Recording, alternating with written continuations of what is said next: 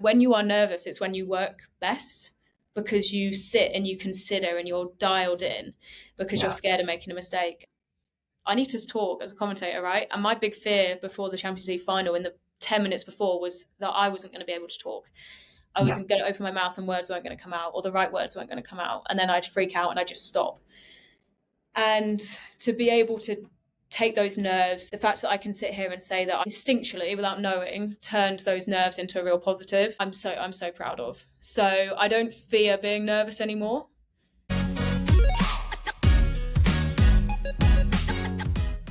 Hello and welcome to another episode of the Best Due interview series. It's Gary here again. Thank you very, very much, as always, for taking the time to join me. And today I'm absolutely delighted to be joined by sports broadcaster, commentator, reporter, host, presenter and in-venue announcer Ellen Ellard, who is here to talk about navigating the world of sports broadcasting.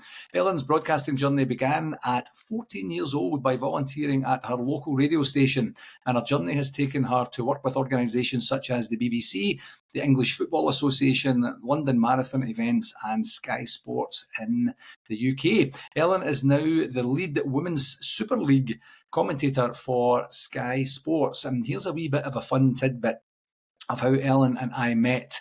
We got connected through the wonders of social media, that was LinkedIn, but it all started when I was listening to the commentator while watching a Rangers game, Glasgow Rangers, for those who know me as my beloved team, and I was struck by the preparedness of Ellen in terms of the content that she had done, the knowledge she had of our players, the knowledge she had of how the season was going at that particular time. That's not something you could just Google on a given day and then come up with something. And then the delivery, because I know firsthand that sports commentators are very, very divisive. You either like them or you don't. And typically it's related to whether your team's winning, whether your team's winning or not. And then you're kind of like, he's okay, she's really fine, or whatever it is. But I was just so enamored by how enjoyable of an experience was, because the game was not going our way. I actually mentioned it on my other podcast that I do for the North American Rangers Supporters Association, and just thought, by the way, if you listen to this or if you watch this on in North America, I should say, then you probably heard this commentator, and I thought she was excellent. Then the next week, she shows up again, and I thought, no, there has to be something to this. So then I Googled, who is commentating on the Rangers game today, and I got Ellen's name, and then I went to LinkedIn, and I seen Ellen there, and I just, on a whim, had said, I'd taken a bit of a bet on myself to say, I think what you're doing is brilliant. Would you be willing to come and have a bit of a chat about your journey and such? And Ellen was so graceful and gracious to say yes, and we had a wonderful conversation prior to recording. So I'm absolutely delighted to have a bit of a Rangers connection there, but also something that I'm really, really genuinely interested in, which is sports broadcasting, because it can be a very difficult journey through that particular industry. So Ellen, all that to say thank you very, very much for joining me today. No, thank you for having me on. I really appreciate it. Oh, anytime. So I mentioned a wee bit about your journey there, just in terms of the age that you started. But when we were, prior to recording, we were chatting about the general interest and the lack of any real connection that you had in terms of your family or friend circle, or any motivations from teachers at school and such. So tell me a bit more, fill in the blanks of the background as to why sports broadcasting.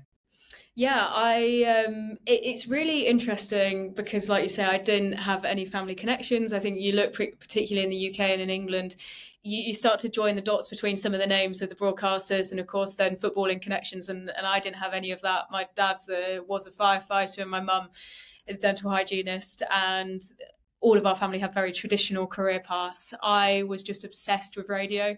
To the point where I'd go up to bed, I'd turn the radio down really quiet to make sure mum and dad couldn't hear me listening to it late on in the night. And it just was a real passion of mine. I remember talking to some of my teachers about stuff I'd heard on Radio 1 in the UK, and yeah, I just developed a real passion for it. And at the same time, I was competing in athletics. I was playing football. I was playing rugby. I come from a really sporty family. And so I think now looking back, my parents would probably say all the signs were there that I'd join the dots at some point and try and create a career out of it. I just didn't really have a passion for anything else. Those were such deep-rooted passions in me that I thought, I'm just going to take this and run with it. So at 14, joined a local community station, started volunteering, and after that, it was just chasing any opportunity I could get. Didn't go to university, decided that because I'd already picked up a job at the local BBC station while I was in my last year of school, that I was just going to take a risk. I knew that I could always go back to uni after a year or two if I didn't think that it was the right decision. But thankfully never needed to go down that route, and just climbed up the ladder internally at the BBC, all the way up to BBC Radio 5 Live, and then made the switch over to Sky and television not too long ago. Absolutely incredible. So the original passion wasn't specifically sporting related, it was more just providing information to people via radio. Yeah, so would stay up late listening to Annie Mac on Radio 1, her and Nick Grimshaw when they were on the late shows, Annie Nightingale as well. I just had a passion for radio. I'd always had a passion for music. My dad is really into music. And so listening to those late night music shows where you heard something different to what you'd usually hear on daytime radio was always felt like a bit rebellious. And that's probably as far as my rebellious spirit has ever gone in my life. So yeah, I'd say, while there was obviously that real passion for broadcasting, I always had the passion for sport. That was the way I was raised. So like I said, it wasn't ever going to be long until the dots combined and I made a career out of them both. Fabulous. So then in terms of what was the first break into sports, what was that at your volunteer role, or did that come a little bit later? Yeah, no, that did come a little bit later. I always wanted to work in the sporting side of things when I first got into the BBC as well, because I was going to my local team, supporting my local team with my grandpa, and so it just seemed sort of natural to then go and use that knowledge that I'd accrued over the years of going and watching football into the sports show. So I started producing the sports show at BBC Radio Cambridgeshire. That was a behind the scenes role for a very long time. And then during lockdown, started to take on some more on-air roles when they were short of presenters and there was only a limited number of us. I was already presenting the new music show, but always wanted to be sort of on the sports side.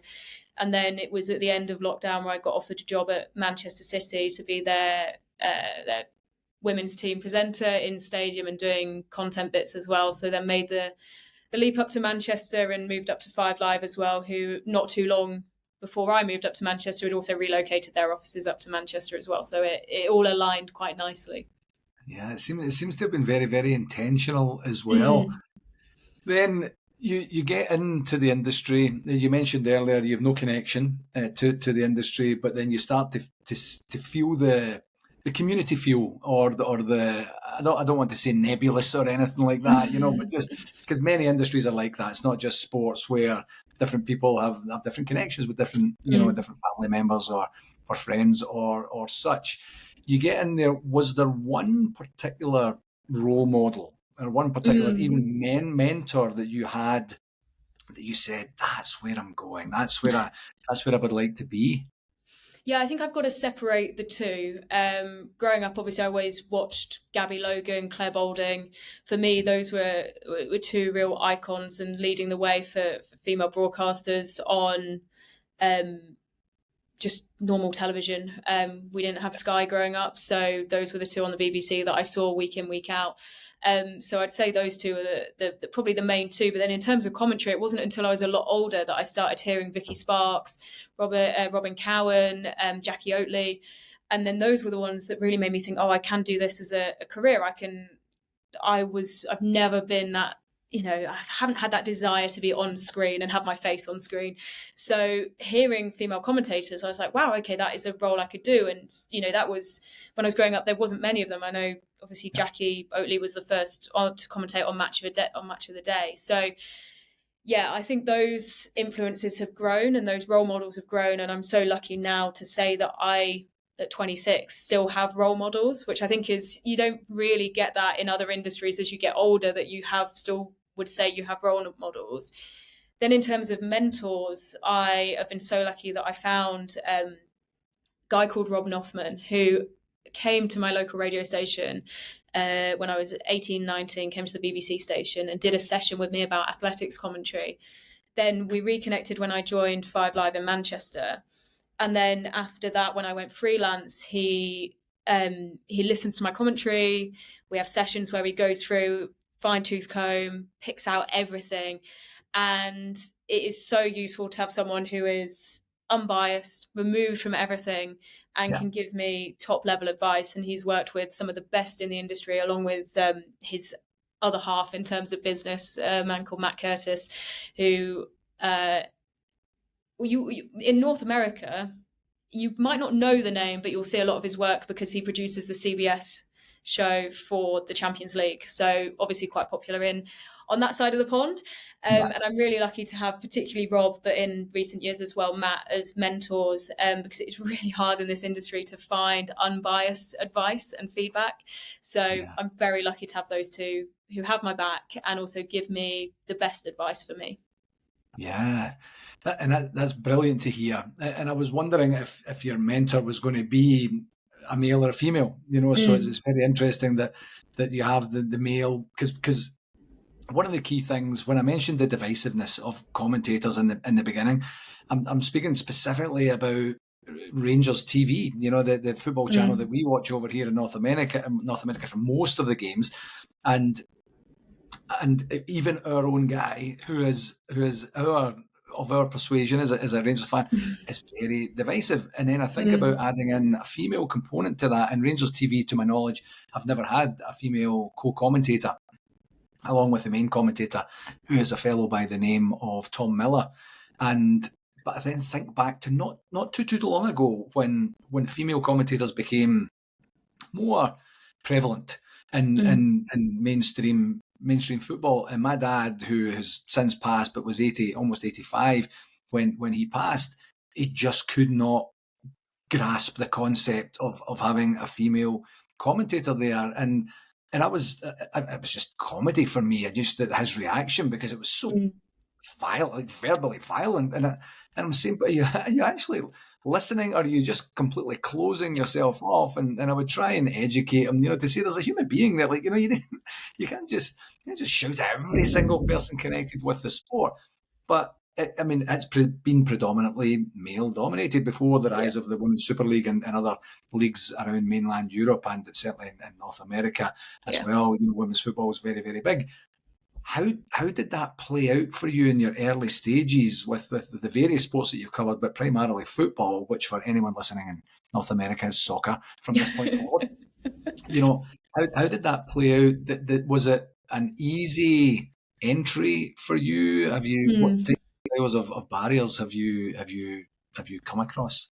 Yeah, there's always the usual abuse online, which is fairly standard, and I come off X because of it. Not so much because I got a lot of it. I'm grateful to say that I never went looking for it, and I think that's always a key thing, is you have to be so disciplined within yourself as a female commentator, or any woman, I think, working in the industry, that you protect yourself first. And it is so tempting. I know from other commentators, other women in the industry, that it's so easy to search your name when you've got a low sense of either self-confidence, or you've got those voices in your head telling you to do it. I've just never done it because it's not worth it. And X had just got into such a horrible place, just generally, that I was like, I'm not winning, I'm not gaining anything from being on this platform. So I stopped. I came off X completely not too long ago, and I don't feel worse off for it at all. So that's one of those things where I've been able to remove myself from the situation, which I should have the option to be there. And I think not so long ago I did find it really annoying, because I was born in 1999, so I've always, for most, like all my adult life, since I was probably 15, I've had a phone and Twitter and Instagram and Facebook and all of that. I've grown up with it, and it kind of felt, when people were coming attacking my mates on social media, my colleagues, I was like, it's so annoying that I can't just go to my place of calm and quiet on social media and scroll, it kind of felt like someone was coming to my door and knocking on my door, because that's how connected to my phone I was. So it was actually turned out to be quite a good experience to just say, that's not real life. I can take a step back. So that's the big one. That's the one that I think everyone talks about when it comes to female commentators, whether it be, I think, just women in the industry as well. I think that's always one of the big talking points. We understand as well that the men get it. As you've already said, it's not just female voices and female commentators that are divisive. We know the men get lots of abuse as well. We're not shying away from that. It's just the more targeted type of sexist abuse that we do get, that needs to stop. If I've got something wrong in a commentary, by all means, call me out for it. I'm totally fine for that. In the same way that I'd expect that for the men as well. It is just like, if you hear a female voice and you suddenly say, get back to the kitchen, then that's where the line is, I think, for me. You get the usual stuff as well, going into a press box and being the only woman in the EFL, in League One, League Two, even in the Championship. There's so many games I went to where I was the only woman. And I went to Huddersfield once, I remember, and it was quite a sad moment. I was walking down the hill. It's quite a long, before you get to the press entrance at Huddersfield, it's quite a long slope. And I was walking down the hill, and the woman there already had my press pass in her hands. And I was like, oh, thank you. I was like, that's weird. She knows me. She was like, you're the only woman. So I knew it was you when you were approaching the door. And there's one of those things where you sort of laugh about it to start with, and then you get in the car and you think about it, and you're like, so how long have I been the only woman for? Because I'd only been to Huddersfield once that season. Yeah. Has there been any other women at Huddersfield that season? And that's not a slight on Huddersfield at all. That's just the state of the press situation there. And sometimes it is hard, because I've had incidents where things have been directed at me, where I've been, either someone's put a hand on me and they wouldn't have done it to a man. And if you are in a press box that's surrounded by men, it's quite hard to know who to then go and talk to immediately, and you find yourself sitting on things. But I have to say, the world has got a lot better than it was. And I am so lucky, and I'm so grateful for those who have paved the way in front of me. So I'm not dealing with as much as some of the names I've already mentioned had to at the start of their careers. And for that, of course, I'll always be grateful. Yeah, it's just awful. I mean, I don't know why the word anti isn't put in front of social media, because for the most part, it is anti-social. I spend most of my time, I do have a presence on a lot of platforms, but I spend the majority of my time on LinkedIn, because it's civilized and the majority of people are there to talk about business or talk about cool things that would influence, the betterment of your own life and things like that. And you kind of forget about the reality of that some people are facing, especially women in the workplace in male dominated or male cultured industries, where like this commonplace, one of the first things you said there was, I got the usual abuse. I mean, the fact that even just flows off the tongue so readily by saying, well, it's just the standard level of abuse. It's not the really bad stuff. It's just the normal stuff. That's just not good enough in this day and age, and I think history will tell that at a point in time, you and your peer group for right now will also be the pioneers that future generations of sports broadcasting women will look to and thank for paving that lesser of an abuse focused past as well. So like, I can't commend you enough. I think it's absolutely incredible what you do, and that's not the purpose of this conversation. The purpose of this conversation was, I think you're an exceptional commentator, and I wish everyone else truly, honestly, would do the level of diligence and the level of delivery and the level of caring. Quite frankly, is what I've heard through, because I've obviously heard a couple of. I keep saying heard, but I'm watching, but I'm I can't see you, so I'm listening to. And just that it's quite rare. And I've been watching football for over 40 years now, and just to have someone, and I never even thought about it in this way, Ellen, like someone where I would say, if there's a game that Ellen's commentating on, I would, if I wasn't doing anything else and it wasn't even Rangers, I would absolutely consider going and listening to that. I've never said that before, ever, with anyone else. So I don't think anyone said that apart from my mum, so I'll take that. And even my mum doesn't listen all the time. I get the same on I do the weekly podcast for 𝘀𝗵cie, and I I say, did you listen to the podcast? Someone will ask a question and I'll say, it sounds like someone didn't listen to the podcast. But what I do, and maybe it's very different from a live commentary perspective if you get something wrong, but I have a segment each week where I'll say, and I don't have to use it each week, thankfully, I'll have a segment each week that starts with what Gaz got wrong last week, because I don't hear any feedback about anything. And then as soon as I get a date wrong, as soon as I get a player wrong, as soon as I get a score wrong or whatever that looks like, I become very popular from all across the world, where they're saying, that was 1972, not 1978, or, that was actually Paul Gascoigne, it wasn't, such and such another person. And I'm more than happy. And every single time, here's a tidbit, you can use this if you like, every single time anyone ever says, you got that dead wrong, the only thing I say is, thanks for listening. And that's it. And I just leave it at that. And they're like, but, actually, thanks for listening. You didn't have to, and off you go to take it from there. So, in terms of the actual main challenges, has there been? Do you feel that there are more and more opportunities opening up now as you and your peer group and your predecessors in the industry have grown up in the industry, and people get more used to? More used to your voices, more used to your presence, more used to your analytics and your commentary and your professional delivery? Yeah, I think so, 100%. I think part of that is part of the general expansion of women's sport on a whole as well. I don't want to just say football, because we've just had a Women's World Cup in England as well that was won by the Red Roses on home soil. And I think you could probably, hopefully, in a couple of years' time, say the same about India winning the Cricket World Cup on home soil as well. I think when these moments start, when they happen, it creates a ripple effect and a domino effect around not just those, because you look at then the attendances, of course, off the back of 2022 and the Lionesses win, but also, the broadcast figures went up. There was more demand for more commentators on women's sports. So I think it goes hand in hand, doesn't it? I love the fact that I get to work predominantly on women's football. I also love going and do Europa League and these other competitions as well. I did the men's under 21 Euros over summer.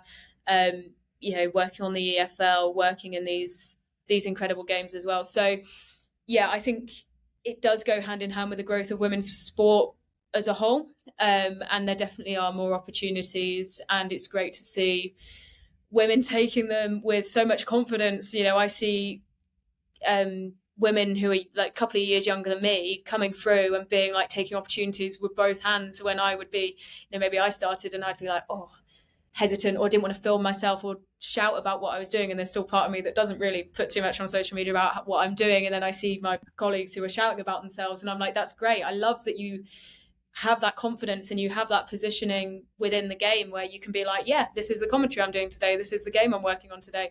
So yeah, it's so nice to see it grow, and it's so nice to see it being more accepted. I see women being defended online when the trolls come for them, and I love that as well, because I'm like, great, I see all these male TikTok users, Instagram users going, if someone's put a bad comment and it's totally unnecessarily, them go, come on, grow up. And that's so nice that we're now seeing that change. So yeah, as a whole, more opportunities.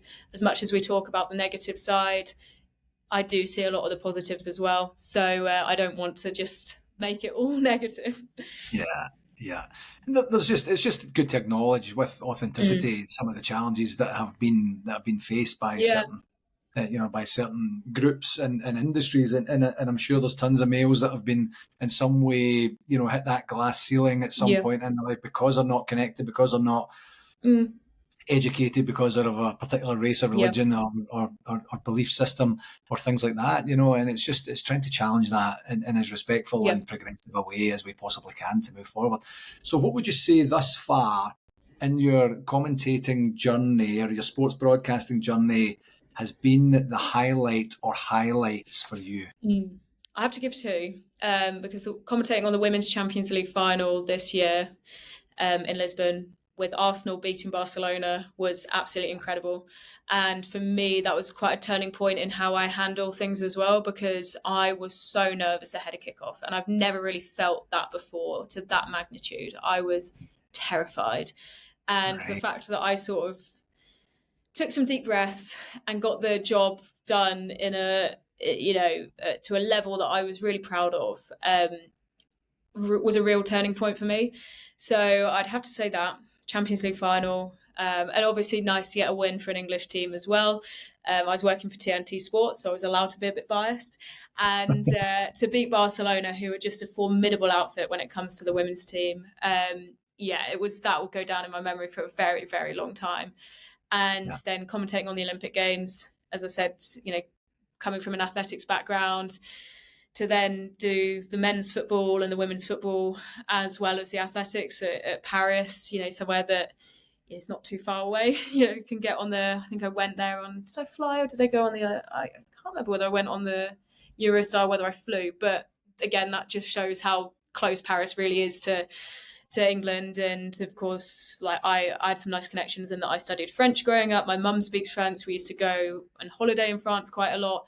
And so for me, that was really special. I was able to take my parents as well, which was really nice to see them in the stadiums enjoying themselves. And then I'd have to go off and do my commentary. But yeah, I'd say those two are career highlights. I'd retire happy now, I think, off the back of those two. And if you think back to 10 years ago, pinch yourself moments to 100%. say the Women's Champions League final would be a thing, would be as popular as it is in and of that moment, and then the opportunity to actually go and commentate on it, and then diversifying your portfolio, as it were, to be looking at other sports. I'm interested to go back and just do a wee bit of digging on your nerves prior to the Champions League final. How did that come about, and how did it manifest itself differently to other nervous situations you might have actually encountered? I think it's really interesting because I haven't really reflected on it that much. Apart from it was I get a lot of the voices, but like not voices, but in terms of thoughts, like invasive thoughts, I've had to deal with a lot whether it was when I was running, whether it was different parts of my career, I've had to work really hard to control those invasive thoughts. And it was just being my head telling me I wasn't good enough and I was going to mess up the intro and it wasn't going to be very good and all of that. And I just sat there so quiet. And I'm such a joker usually in the gantries, I'm having a laugh, I'm taking the mic. And my co-commentator was like, what's wrong with Ellen? Like, me and Jen had worked together. Jen now works across plenty of channels in the US now. She's US based, Jen Beattie. Former Arsenal centre-back, and she was looking at me and she's like, what's wrong with you? And I was like, I just froze before, and then put the headphones on and it's get to work. And actually I look back at it now and the nerves were such a positive thing, because for my intro I just went through every line and I said every line slowly and I delivered it. And reflecting on that recently with my mentors, they were like, that Champions League final, they were like, and a couple of instances since when I did my first Sky Games this season on a new contract, they were like, when you are nervous, it's when you work best, because you sit and you consider and you're dialed in, because you're scared of making a mistake. And I was like, that is so interesting. And I'm so proud of like taking that. I need to talk as a commentator, right? And my big fear before the Champions League final in the 10 minutes before was that I wasn't going to be able to talk. I wasn't going to open my mouth and words weren't going to come out, or the right words weren't going to come out. And then I'd freak out and I'd just stop. And to be able to take those nerves, and then 6 months, I don't know how far away we are from June now, I lose complete track. When was it? End of May. So however many months on now, the fact that I can sit here and say that I instinctually, without knowing, turned those nerves into a real positive. I'm so proud of. So I don't fear being nervous anymore. That doesn't scare me. That I will feel, I'm going to do jobs in the future, hopefully. It'll be really sad if I don't do jobs in the future where I get nervous, because obviously that's a sign of progressing in my career. But I don't run away from them now. So it's about when those nerves hit, trying to dial in and charge at them head first, instead of letting them completely sit on me. I love that sentiment of not fearing the nerves anymore. They're here to They're here to serve, they're here to help me, they're here to channel my energy and such. That's because I care and because I want to do a good job and such, and not so much I don't believe there's such a thing as imposter syndrome. Apologies to all the academics out there that are concentrating on imposter syndrome right now, but there's literally, from a medical perspective, there's no such thing. But, just those feelings of angst and not good enough or less than and such like that can be so debilitating. So it's absolutely fascinating that based on all the work that you've done to that point, and the preparation, back to what I said on my intro, that the preparation work is it's exceptional, and I just haven't paid that much attention to other ones because it hasn't been like that, to the point where I'm kind of like, that's interesting that this English commentator would know so much about us, and just absolutely incredible. But then to fall back on the preparation work that you've done, to be able to say you've got this, you have what you need to be able to get off to a good start, to dissipate the nerves to an appropriate energy that's going to let you perform, because ultimately that's what you're doing.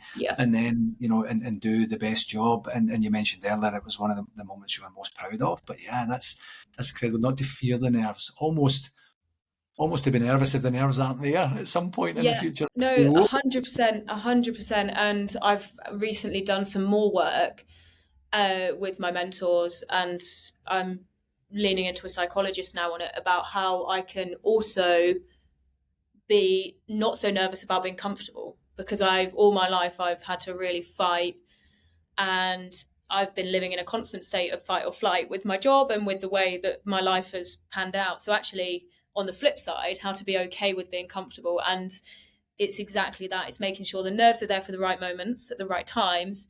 But when I go home, I'm not scared of feeling comfortable. And so it is really interesting. And the psychology behind it, I think is really interesting. And I'm really glad that I studied psychology at A level. And so I'm not afraid to now go, right, I do need to work with a psychologist, because it is part of making my career, having more longevity in my career, having more longevity in the relationships of the people I have around me. Because if not, I don't want to be constantly coming home after I've made a small mistake and tearing myself apart. The acceptance that nerves will be there, enjoy them, mistakes will happen. It's just my mistakes happen in front of X amount of thousands of people. And the acceptance of that as well. So there is so much.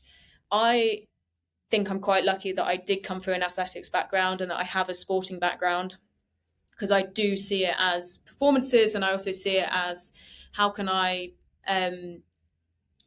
take that athlete's mindset point of view into my job, with the openness to learn, to be coached. I love being coached. That's why I pay to have my commentaries listened to and advice given to me. Some people would find that absolutely atrocious, but I really value it. And stuff like that, taking that sporting mindset into my career, I think is so useful. Incredible. It really is. And, if you want, I'm biased because I'm a coach, obviously, but if you want to get better at something, you need to get a coach. It's just so obvious to me, and sounds like to you as well, Ellen, where, your natural gifts and talents and enthusiasm and education will take you to a good spot, and you could have a good career and enjoy yourself.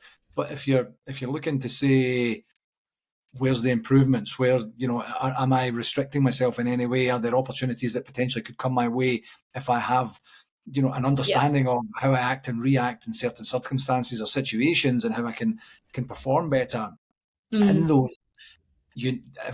Everyone needs that type of style of help, and quite honestly, more and more people are becoming aware of that.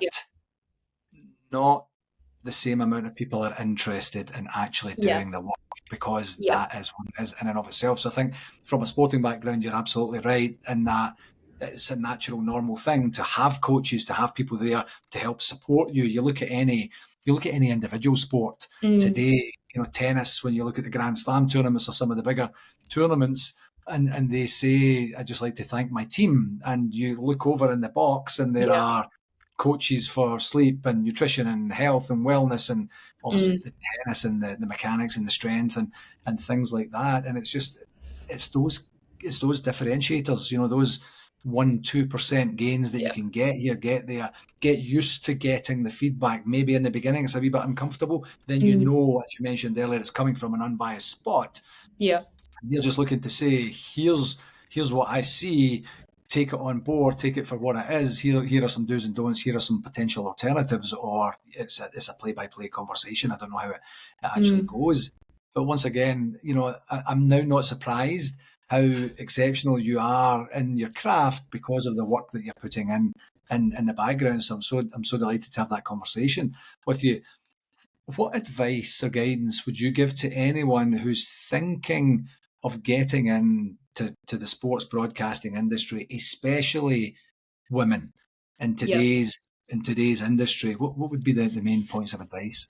So I would say, to start with, the main thing that I say to everyone at the minute is resilience. Like, you're going to need so much resilience. It's not easy, regardless of who you are, where you've come from, what your background is. It is so many hard yards. It's not glamorous. There's such a small percentage of people that will go on to have glamorous careers from this. It's lots of driving in the dark, being alone, beating yourself up, feeling awful when you get in a car and you drive home. I had a great game at the weekend. I got on the train and I then started questioning things. And I was like, I had a great game. But you overwork and you overthink. So I'd say build resilience, grow a thick skin is such an awful way of putting it, because I got told so many times when I was growing up, grow a thick skin, you're going to need a thick skin. And I was like, nah, what you on about? Like, I like being passionate. I like that I wear my heart on my sleeve. And only really in the last year have I gone, no, that is just not the right way to approach it at all. So as early as you can, start to get into that mindset of you're going to need a thick skin. I prefer to say the resilient side of things. You're going to need to be resilient. And that's where coaching comes in. That's where experience comes in. It's where making mistakes comes in. You have to make mistakes. You will make mistakes. Be okay with that. I'm still not okay with that. That's why I've, reached out and asked for help with that side of things.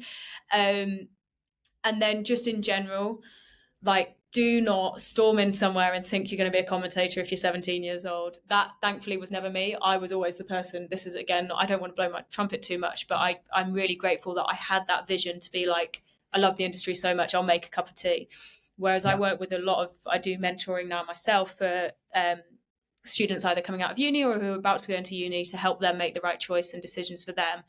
And what I say is just go and offer to make cups of tea. You're going to have to do unpaid work. That again is really difficult because it does put up a barrier to some, as we've already mentioned, people who can't afford to pay for the travel themselves, and it's still a really bad thing of the industry. But if you are able to consider the unpaid work, put yourself out there, make the cups of tea, ask to shadow. Don't just go steaming in thinking you're going to be the next Gabby Logan, the next John Murray, the next Ian Dennis. It doesn't work like that. We all start from the bottom and we all work our way up. And the best experiences I've had and the best learnings I've had have been through making the teas, making the coffees, talking to people behind the scenes. And it has made me a better broadcaster now because I had those experiences. So don't try and jump ahead. Don't try and rush up the ladder. Take your time, be patient. I think sometimes people look at me and go, oh, it will happen really quickly for Ellen. And yeah, I totally appreciate that it did. But also I started at 14. Yeah. So I didn't know how to drive a radio desk at 14. I was building my own shows, editing everything at 16, 17, job at local radio at the BBC at 18. So when you look at it, in reality, it has been a longer journey. Don't then, because you look at Ellen and you think, oh, she's 26 and she's got a Sky contract, or she's regularly commentating on Sky, or she's done the Olympics, don't compare yourself to that. Everyone has an individual journey. I don't talk too much, outside of these kind of situations, which I also don't do that many podcasts to talk about my experiences. So people will look at me and go, oh my gosh, she's doing this and she's so young. It's not, everyone's story is different. So comparison is the thief of joy. Do not be comparing yourself to anyone else. Focus on your lane. Again, I think particularly for women, we're, told to pit ourselves against other women so early on in our lives. So that competitiveness will always be there, but just try and dial that in. It wasn't until I was 21, maybe 22, that I was like, okay, I don't need to worry about what so-and-so is doing. I just need to focus on me. So those would be my two big bits of advice. nuggets of gold. You know, one thing that really resonated with me there was, and I talk about this in class when I'm teaching at the university and such, is I keep trying to say, if you have a great game and something is going well, as you said, you're coming on the train, you start to second guess yourself. So what I say to them, it could be, in your case, a game or an event of some description. And in my industry, it could be a meeting, it could be a coaching session, it could be a talk that I'm doing, it could be a lecture, it could be anything that's happening. There's the one that you practice. There's the one that you plan for. There's the one that you actually have. And then there's the one that you should have had. You know, and it's the three of them are the same one, but there's only so much preparation and planning you can do to ready yourself. What's going to happen is going to happen, and there's going to be something after the event where you're thinking, you know what, that I could have taken that one a wee bit further, or I maybe should have just shaved a wee bit off of that one. I kind of felt like I overdid it, or whatever. And once you start to normalize that conversation, firstly with yourself, to say note to self, and it's not to bash yourself over the head or anything like that. It's to really genuinely say, I wonder if I do that quite often. And it might be something that you could say to your mentors, can you look out for this for next time? Or I felt like I did that. And then they would be able to explain their vantage point of that. But knowing and understanding, there's the one you plan, the one you have, and then the one that you should have had. That's just the cycle. And then if you take the learnings and then actually make those learnings, you know, actually part of your overall wellness and growth, you know, patterns, then you're going to be in a better spot as you go forward. There's going to be those incremental gains as you're moving forward. So I'm loving the gold nuggets that you just provided there in terms of that. So, as you know, this is called the Best You podcast. And what I like to do is take this opportunity to ask every guest, what is one regular practice? You've mentioned a few of them, but what's one regular practice that Ellen employs to give her the best opportunity to be the best version of herself? Well, I've got plantar fasciitis at the minute, but usually running would be my my go-to. I've had to make some changes, so cut down my running mileage quite a lot, which is really disappointing. But yeah, on top of what I've said already, so the, you know, asking for feedback, having, you know, putting money aside to pay for, you know, coaching of different types and understanding that that's required. I would say running as well. Being disciplined and making time for my friends and family, which again has only come very recently. I'd say those are my main ones. As a runner myself, I do sympathise with you on the plantar fasciitis. I'm very, very fortunate. I haven't had that before, but I've had. Oh, it's not good. Don't recommend it. I know. Stretch those calves. Exactly. I've had my fair share of calf stuff. I had another episode a wee bit earlier this year where I lost about 3 weeks or so, and not that I take it for granted. I don't like that terminology in and of itself, but when I get to a spot where I can't run, or it's going to do me more damage than good to continue to run, it's at those points that I have to really, really work on myself to say, you're very blessed with the health that you have. You can go on the bike, you can go for a walk, you can do some yoga, you can do some strength work. There's something you can do. You're not completely incapacitated. So I do understand what some of the angst can be, because for me it's very therapeutic. I get to flush a lot of stuff out there. I get a chance to get some fresh air. I get a chance to just kind of see things, you know, which is great. Wonderful. Okay, so before I let you go, Ellen, this has been absolutely incredible. Where can people find out more about you? So I don't really post too much on social media, so I don't want to let anyone down, but I do have obviously LinkedIn and Instagram are like my two main ones. And if you just search my name on both, you should find me. And it is a fairly obvious picture of me with my my headset on, I think, from when I was doing Soccer Saturday. So yeah, LinkedIn and Instagram are my two. Tremendous.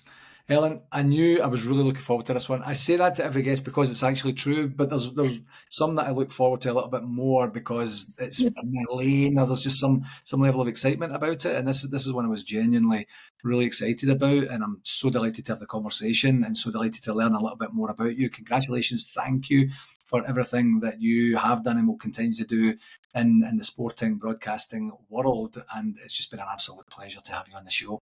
No, thank you for having me. I really appreciate it.